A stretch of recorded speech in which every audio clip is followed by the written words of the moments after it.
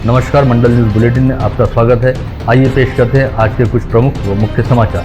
अब तक यदि आपने मंडल न्यूज के इस चैनल को लाइक व सब्सक्राइब नहीं किया है तो जल्द से जल्द इस चैनल को लाइक व सब्सक्राइब जरूर कर दें।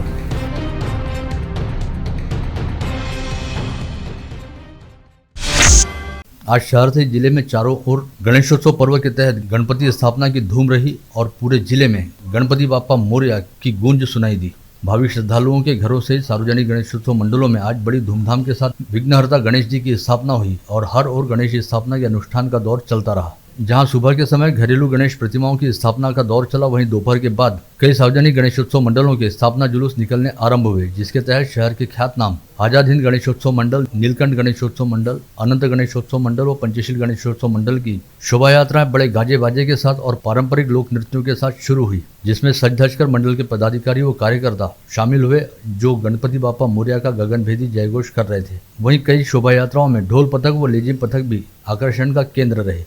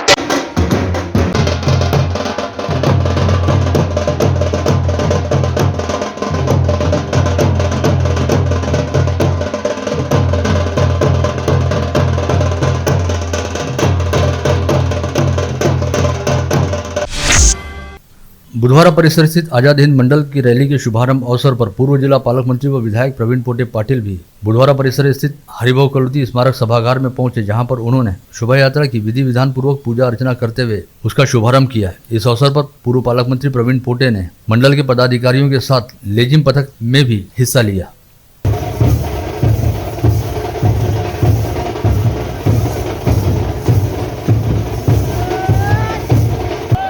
देशामध्ये आणि आज आपण आझाद हिंद मंडळामध्ये या ठिकाणी उभा आहे।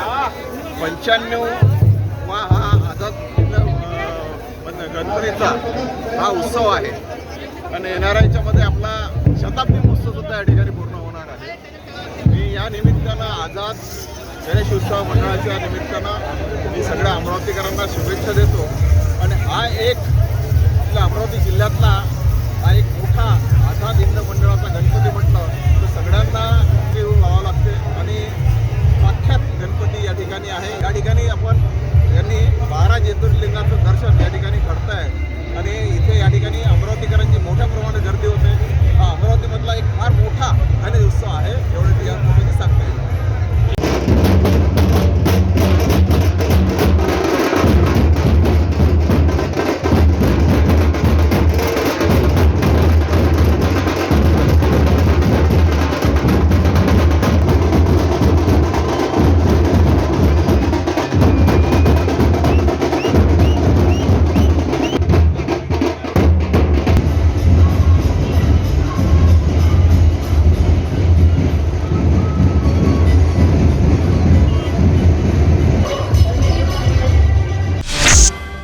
आज शहर में सड़कों से गुजरती सार्वजनिक गणेशोत्सव मंडलों की रैलियों व मूर्तियों को लेकर शहरवासियों में अच्छा खासा आकर्षण रहा। वहीं गणेश प्रतिमाओं के सामने ढोल ताशे पर झूमते नाचते मंडलों के कार्यकर्ता भी सभी के आकर्षण का केंद्र रहे। इन शोभा यात्राओं के दौरान पूरा दिन सड़कों पर गणपति बाप्पा मोरया और आला रे आला गणपति आला जैसे उद्घोषों की धूम रही।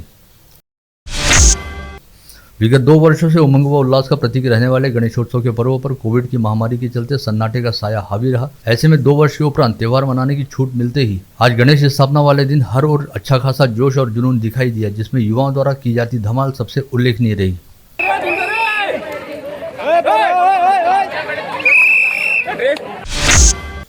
अमरावती शहर में आज हर और गणेशोत्सव पर्व के पहले दिन गणेश स्थापना की धूम रही और सभी खासोआम ने अपने अपने घरों पर अपने लाडले बापा की अगवानी की। इसके तहत शहर से जिले के कई गणमान्यों के यहाँ भी गणराज कहे जाते गणपति की स्थापना हुई, जिसमें राज्यसभा सांसद अनिल बोंडे, जिले की सांसद नवनीत राणा, बडनेरा के विधायक रवि राणा, अमरावती की विधायक सुलभा खोड़के व राकापा प्रदेशाध्यक्ष संजय खोड़के, पूर्व पालक मंत्री व विधायक प्रवीण पोटे पाटिल, पूर्व जिला परिषद अध्यक्ष व राकापा नेत्री सुरेखा ठाकरे, जिला परिषद के पूर्व अध्यक्ष व कांग्रेस के ग्रामीण जिलाध्यक्ष बबलू देशमुख, मनपा के पूर्व सभागृह नेता तुषार भारती, भाजपा की महिला प्रदेश उपाध्यक्ष शिल्पा चौधरी तथा मनपा आयुक्त प्रवीण आष्टीकर ने आज अपने अपने आवास पर अपने परिजनों के साथ गणेश मूर्ति की स्थापना करते हुए गणेश पूजन किया।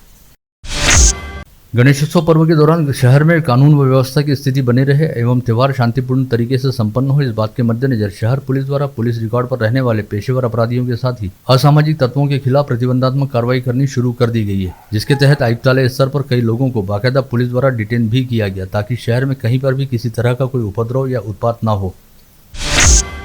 आज से शुरू हुए 10 दिवसीय गणेशोत्सव के चलते अमरावती शहर पुलिस आयुक्तालय के कार्यक्षेत्र में करीब 455 सार्वजनिक गणेशोत्सव मंडलों द्वारा सार्वजनिक गणेशोत्सव मनाया जा रहा है, जिसके मद्देनजर शहर में कानून व व्यवस्था की स्थिति बनाए रखने हेतु शहर पुलिस आयुक्त आरती सिंह द्वारा आयुक्तालय क्षेत्र में कड़ा पुलिस बंदोबस्त लगा दिया गया है। वहीं आज गणेश स्थापना वाले दिन खुद पुलिस आयुक्त आरती सिंह कुछ स्थानों पर ऑन रोड उतरी।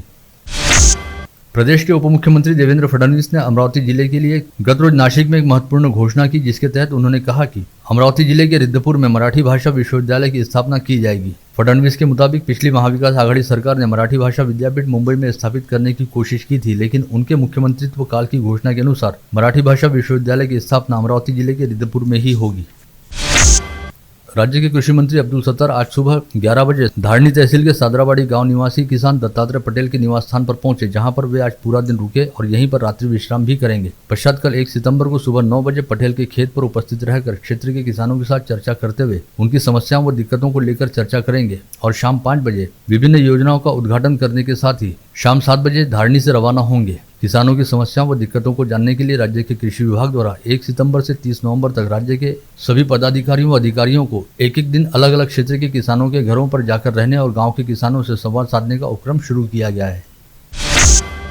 जिले के 1,36,000 किसानों के बैंक खाते आधार से लिंक नहीं होने के चलते उन पर किसान सम्मान योजना के तहत मिलने वाले लाभ से वंचित रहने की नौबत आन पड़ी है। इस योजना के लिए आवेदन करने की अंतिम तिथि आज 31 अगस्त ही थी। प्रधानमंत्री किसान सम्मान योजना अंतर्गत किसानों को प्रतिवर्ष 6,000 रुपए का लाभ दिया जाता है और लाभार्थी किसानों के बैंक खाते में यह रकम सीधे हस्तांतरण यानी डीबीटी योजना के तहत जमा कराई जाती है। ऐसे में बैंक खाते आधार से लिंक नहीं होने के चलते अमरावती जिले के 1.25 लाख किसान सम्मान निधि से वंचित रह सकते हैं।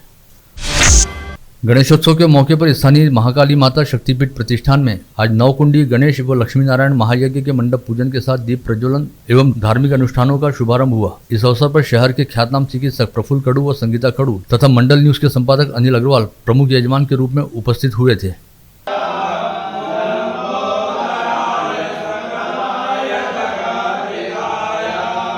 महाकाली माता शक्तिपीठ प्रतिष्ठान की ओर से और शक्ति महाराज की प्रेरणा से यहाँ जो यज्ञ आयोजन किया है, यहाँ आके मन बहुत प्रसन्न हुआ और आप सब के द्वारा जो हमको और ये व्यवहार आपका सबका प्यार भरा व्यवहार देख के मन गदगद हो गया। और शक्ति जी महाराज की प्रेरणा से आयोजित ये 9 कुंडी महायज्ञ की जो आज यहाँ शुरुआत होने जा रही है, उसके लिए मैं सभी आयोजकों को शुभकामना देता हूँ और सभी जो श्रद्धालु यहाँ आए, जो मान सम्मान हमें दिया, उसके लिए मैं हमेशा उनका ऋणी रहूँगा।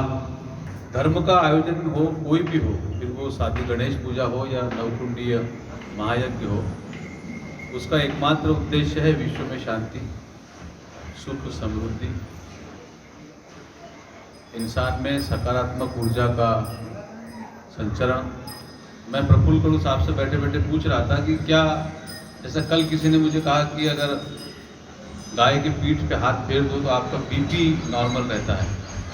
मैंने उनसे बैठे बैठे ऐसे ही पूछा कि क्या इन सब चीज़ों का कोई साइंटिफिक विषय भी होता है, साइंटिफिक रीज़न भी होता है, साइंटिफिक तर्क भी है। तो उन्होंने बहुत अच्छी बात कही कि हमारे शरीर में सभी प्रकार के हार्मोन्स हैं, नेगेटिव, पॉजिटिव, नॉर्मल हार्मोन्स। तो हम जब धर्म, अध्यात्म और पूजा पाठ की तरफ जाते हैं तो हमारे शरीर के पॉजिटिव हार्मोन्स सारे जागरूक हो जाते हैं और उसके कारण मनुष्य का शरीर भी स्वस्थ रहता है और मनुष्य में सुख, शांति और सकारात्मकता का संचरण होता है। भातकुली डीपी रोड पर व्यास लेआउट परिसर के चिंतामणि नगर में बनने जा रहे श्री चिंतामणि गणेश मंदिर ट्रस्ट के प्रस्तावित निर्माण स्थल पर आज गणेश चतुर्थी के पर्व पर 10 दिवसीय गणेश महायज्ञ के अनुष्ठान का प्रारंभ हुआ, जिसके तहत आज सुबह सबसे पहले परिसर में भव्य मंगल कलश यात्रा निकाली गई, जिसका इस महायज्ञ के मुख्य यजमान किशोर गोयनका व परिवार सहित अन्य दैनिक यजमानों व चिंतामणि गणेश मंदिर ट्रस्ट के पदाधिकारियों द्वारा विधिवत पूजन किया गया।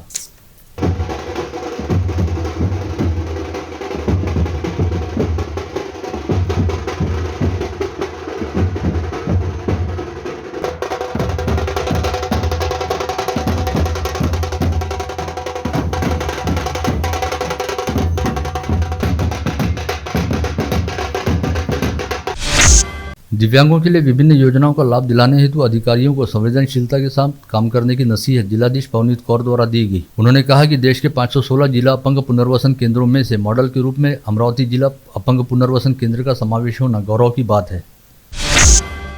निषाद पार्टी द्वारा आज जिलाधीश को ज्ञापन सौंपते हुए कहा गया कि देश को आजादी मिले 75 वर्ष बीत गए, लेकिन इसके बावजूद भोई समाज का आर्थिक, सामाजिक, शैक्षणिक व राजनीतिक रूप से कोई विकास नहीं हुआ है, अतः भोई समाज को राजनीतिक आरक्षण प्रदान किया जाए। बादल फटने के कारण नाले की बाढ़ में बह जाने के कारण मृत हुई जूना धामनगांव परिसर निवासी संगीता नागापुरे की वारिस बेटी को 4 लाख रुपए का चेक विधायक प्रताप अड़सड़ की प्रमुख उपस्थिति में प्रदान किया गया।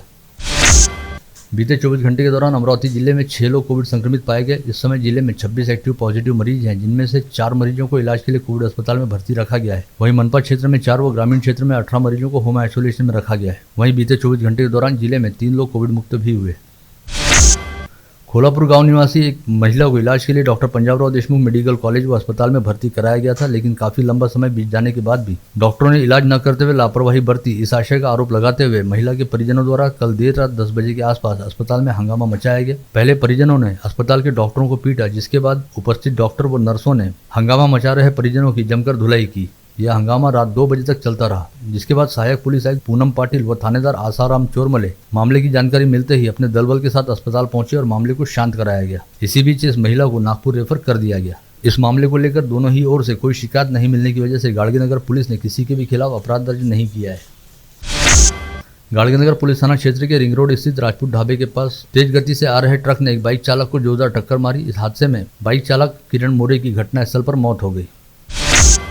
अमरावती जेल तोड़कर फरार होने के बाद रत्नागिरी पुलिस द्वारा गिरफ्तार किए गए साहिल अजमत कालसेकर को रत्नागिरी के कारागार में बंद किया गया था, जिसे रत्नागिरी से फ्रिजरपुरा पुलिस द्वारा अमरावती लाया गया और सोमवार की रात भर अमरावती के सेंट्रल जेल के अंडा बैरक में रखने के बाद उसे मंगलवार की सुबह नागपुर जेल रवाना कर दिया गया।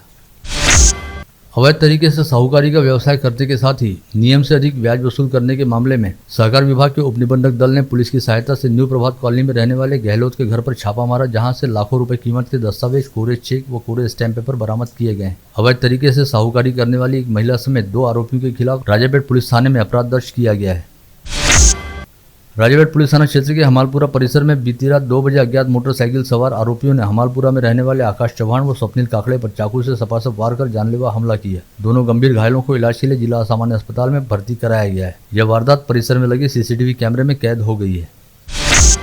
यवतमाल शहर के निकट भोयर बाईपास पर एक अज्ञात व्यक्ति की पत्थर से कुचलकर हत्या की गई। यह मामला आज सुबह 8:30 बजे उजागर हुआ, जिसकी जानकारी मिलते ही अवधूतवाड़ी पुलिस ने मौके पर पहुंचकर घटनास्थल का पंचनामा किया और हत्या का अपराध दर्ज करते हुए तहकीकात शुरू की। वाशिम शहर स्थित पोस्ट ऑफिस से अज्ञात आरोपियों ने पोस्ट ऑफिस में रखी तिजोरी ही चुरा ली। यह घटना कल 30 अगस्त को सुबह उजागर हुई। चोरी की गई तिजोरी में 2,75,000 रुपए की रकम के साथ ही पोस्टल ऑर्डर व पोस्ट टिकट समेत कई महत्वपूर्ण दस्तावेज रखे गए थे।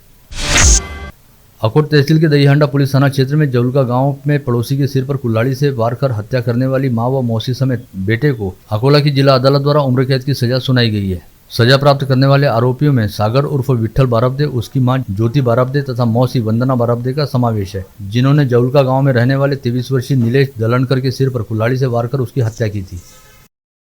आप देख रहे थे मंडल न्यूज बुलेटिन। हमारे चैनल को लाइक करें, शेयर करें और हाँ, सब्सक्राइब करना ना भूलें। कल होगी आपसे फिर मुलाकात, तब तक के लिए धन्यवाद।